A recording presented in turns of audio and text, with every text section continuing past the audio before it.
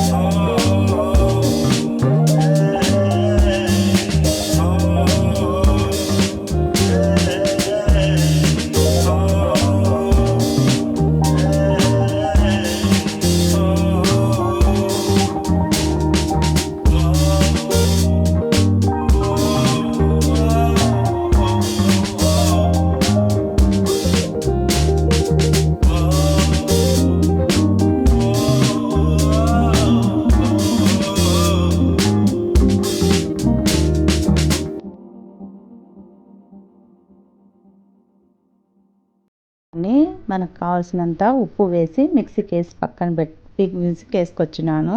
చూడండి ఎలాగుందో. దాంట్లోకి ఈ దొండకాయలు, వేయించిన దొండకాయలు కూడా వేసేస్తాము.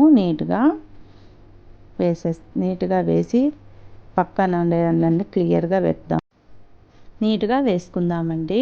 ఇప్పుడు మిక్సీకి వేసుకొని వస్తాం. చూడండి ఎంత బాగా తయారైందో దొండకాయ పచ్చడి. చూసారా ఎంత బాగా తయారైందో పచ్చడి. దానికి పోపు వేసుకుందామండి.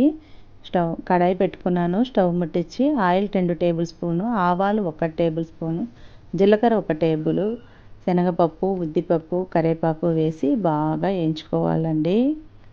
చూసారా ఎండుమిర్చి కూడా వేసుకోవాలి. కొంచెం చిటికేడు ఇంగువ కూడా వేసుకుంటున్నానండి. చాలా బాగుంటుంది. ట్రై చేసి చూడండి. మీరు కూడా బాగా వేయించుకోవాలి. వాడనీయకుండా చూసుకోండి. మాకు వేగిపోయాయండి. ఇప్పుడు మనము చట్నీలోకి తాలింపు వేసేస్తాము. చూడండి. మీరు ఇప్పుడు చూశారు కదా. ఈ వీడియో మీకు నచ్చితే లైక్ చేయండి, షేర్ చేయండి, సబ్స్క్రైబ్ చేసుకోండి, పక్కనున్న బెల్ ఐకాన్ని క్లిక్ చేయండి. Thank you for watching.